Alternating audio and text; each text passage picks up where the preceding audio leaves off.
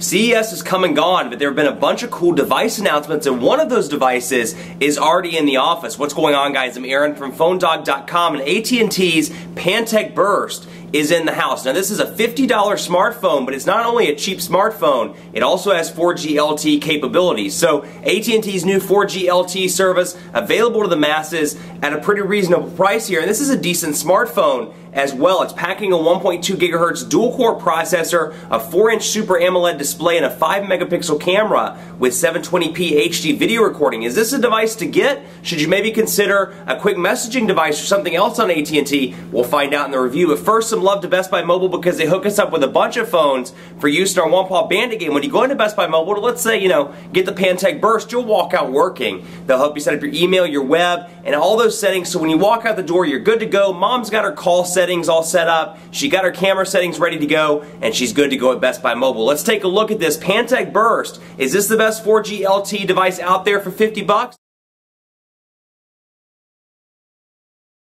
On to part 2 of the video. Let's take a look at the camera. We'll start right out with the camera, and we'll go in here and take a look. 5-megapixel camera with 720p HD video recording, and if you want to see the video, take a look at our YouTube channel, youtube.com/phonedog, or check it out on the site at phonedog.com, obviously. But I'll bring over my iPhone here so we can take a look at this and get an idea as to how the camera performs. Now, no physical camera button over here. You do have to rely on the on-screen button, and you can see press and hold to zoom in, and then release to take the picture. So you do get some autofocus features there. Let's get something on the screen here. We're going to get the clock pulled up so we can get kind of an accurate indicator of how well it zooms in. Let's see if we can get, I'll hold it up like this. Take a picture. So you can see, decent picture there. This isn't going to win any awards. It's a 5-megapixel camera. It's not going to win any awards for, most amazing picture out there on a mobile device, but given the situation, given lighting being appropriate, given the fact that you're maybe outside in the middle of the day at 2 o'clock, this is going to be more than adequate for those casual pictures. And of course, you can zoom in and out from the actual gallery itself. But a very decent picture there, and with the white background, that actually looks pretty nice. Now, keep in mind, a bunch of lights are shining down right now as I'm shooting this video. So, again, it may be skewed if you're, 7 o'clock at night and the sun's gone down. It may not be the best camera for you, but you do get some editing options out of the gate here, as well as the ability to change it over to a video camera or to front-facing camera. So we'll take a look at some of the editing options. You can switch out the brightness, you can switch out single shot, multi-shot, we can come up here and change white balance, filters, and timers, and then of course I can zoom in and out along with some additional settings over here, changing the resolution, focus mode, shutter sounds, and more. So you do get some reasonable options here, but again, just to emphasize, it's not going to replace your point and shoot, nor will the 720p, despite being pretty decent for a mid-range device. It's really not going to replace your HD camcorder. For a quick shot, for a quick video, it's going to be more than adequate. So it's pretty decent. Again, keeping in mind that this is a $50 device, I'm pretty impressed with it. Now let's go in here and take a look at Gmail, for example. Actually, not Gmail. Let's take a look at contacts, because I want to show you again Pantech customizations here. You can see the create new contact and kind of this green color scheme, and just overall the way it looks, a little bit different, a little bit of a different, little deviation, if you will, from stock Android. So you can see here Google Contact. It tells you which address it's from, Old Man McTweety at Gmail. It's got this fake mobile number, along with the typical abilities that you see in Android: call or text message. You've got, your phone dog as company. I've got the group here. It's in my contacts, and of course, editing options very similar. So you really see the customizations, the Pantech stuff here when you're in edit contacts. A lot of blue color schemes, blue and green up here, and then some minor button changes, things like that. But overall, despite having a skin, you can really see how quick and efficient this device is. And again, kudos to Pantech, because oftentimes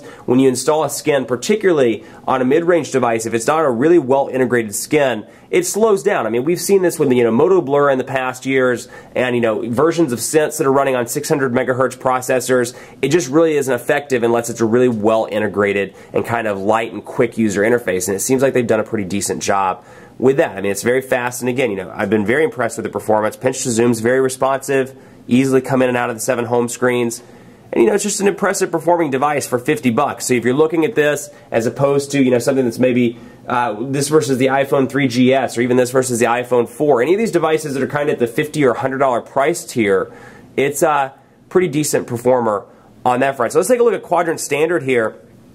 We'll load this up and get an idea, and while it's loading, I'll tell you a little bit about call quality. Overall, I've been pretty impressed with this device. The earpiece is nice and loud, and it performs well. I took it to an AT&T dead spot. in North Charlotte, and I've been pretty pleased with it. Despite the fact that it was a little bit choppy, it did maintain the call. So it's got a pretty decent wireless radio built in. I've noticed that signal strength doesn't fluctuate as much as other devices. It seems to be a pretty good performer. So if you're in an area where maybe it's a fringe AT&T area, or a challenge spot for AT&T, you're probably going to do decently with this device. Now, 1,650 milliamp hour battery in this device. For me, I've used it for a couple of days now, and with moderate use, I've been able to make it about 10 to 12 hours before the device powers down. That's pretty decent given the fact that it's an Android device and the fact that it has a dual-core processor. And you can see 2,854 on Quadrant Standard. Now, keep in mind, of course, Quadrant Standard is not, the end-all, be-all benchmark, or be-all, end-all. I said that backwards.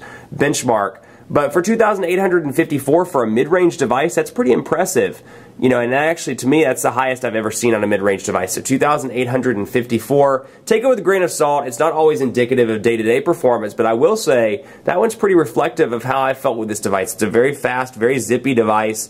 And again, it's something that I look at this and I'm like, for 50 bucks, heck, I'd carry this device. It's pretty decent. It's built relatively well. And they've really done a killer job with this one. So kudos. I'm pretty impressed with this device coming from Pantech. Now let's just do a recap really quickly in the Android market, so you can see here the changes that they've made. If you're coming into Android perhaps for the first time and you're like, I'm unfamiliar with the market, I'm coming from iOS or I'm coming from Windows Phone, here's the Android market. And you can see they've grouped everything into one easy spot: apps, games, books, and movies. So we can go into apps, for example, and come over here to top paid, top free, and again, pretty responsive.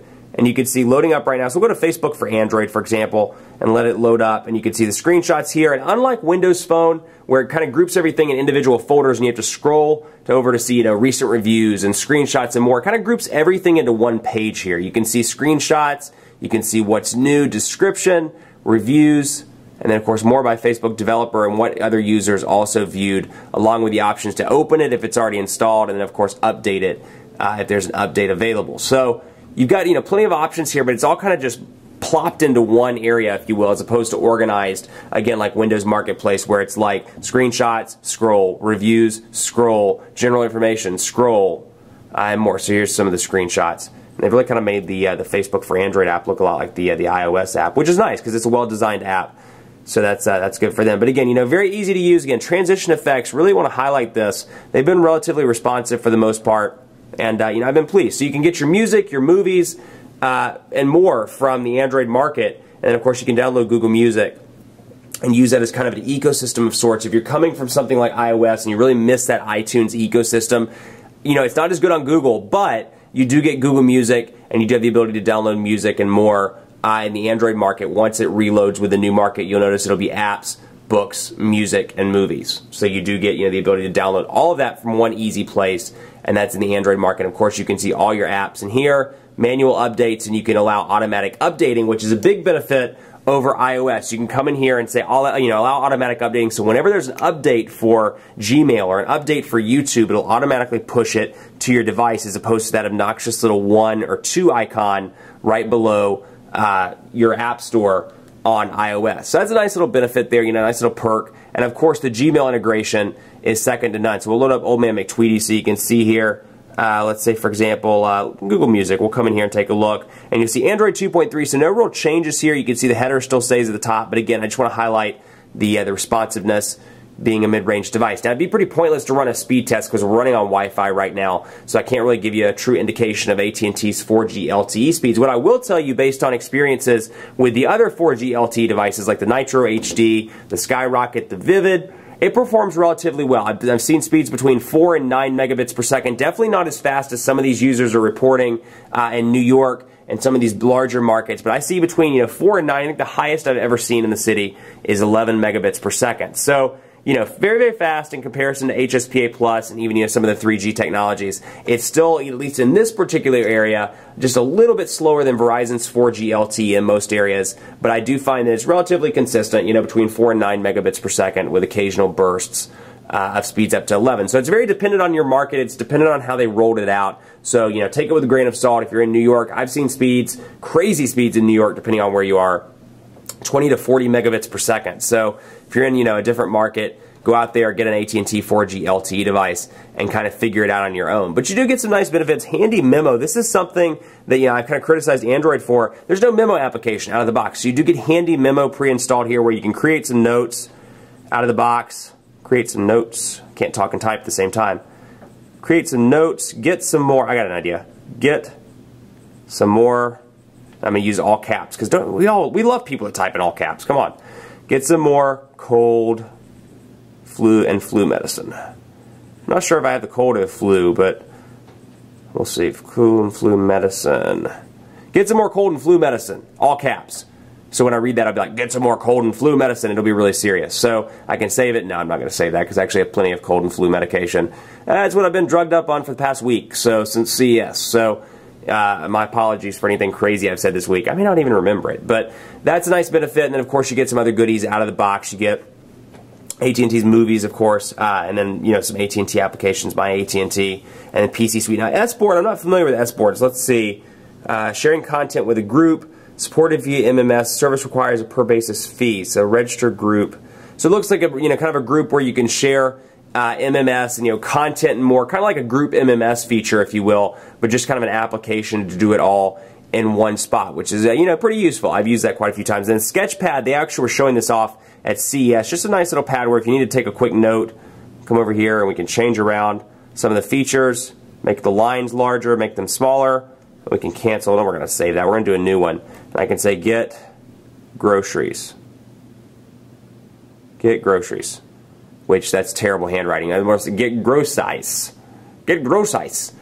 But you can see, that's a nice benefit, a nice addition to the notepad. If for whatever reason you just don't want to type and you're like, I want to jot this out, you can either use a capacitive pen or you can use your finger and use Sketchpad, which is pre-installed on this device. So all in all, really nice device here from Pantech. I'm really impressed with this device and the way it came out. It's got a nice 720p HD camcorder that's pretty decent. You've got a Super AMOLED Plus display. This is the best mid-range device on the market, at least mid-range Android device, as far as I'm concerned. It's going to get some hot competition from some other mid-range devices, some Windows phones. Windows phone's really coming up, and it's coming up quickly, and it's going to get some challenges, or get a challenge from the Radar 4G, the Lumia 710, and some of these other mid-range Windows phone devices that offer a pretty decent bang for the buck as well. But on Android and Android alone, you really can't go wrong with the Pantech Burst. I mean, dual-core processor for 50 bucks, that's a steal.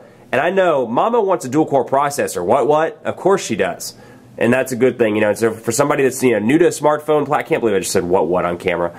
For somebody that wants a dual-core processor, somebody that wants a decent performer, this is the device. And kind of if this continues the trend, gone are the days where I can criticize Android, these low-end Android devices for not having decent specs. With a dual-core processor, with a Super AMOLED display, these things are finally equipped on the low and mid-range scale. Much more coverage to come on PhoneDog.com with the Pantech Burst. Keep it locked on the site for continuing coverage. We'll have dogfights with this and some of the Windows phones as well in the coming days, so keep it locked on the site. Be sure to follow us on Facebook, Facebook.com/PhoneDog. Head over there, like us. We're always on there. We're talking to you. We're getting your feedback, and we love to hear from you. So like us, Facebook.com/PhoneDog, and we're doing contests from time to time.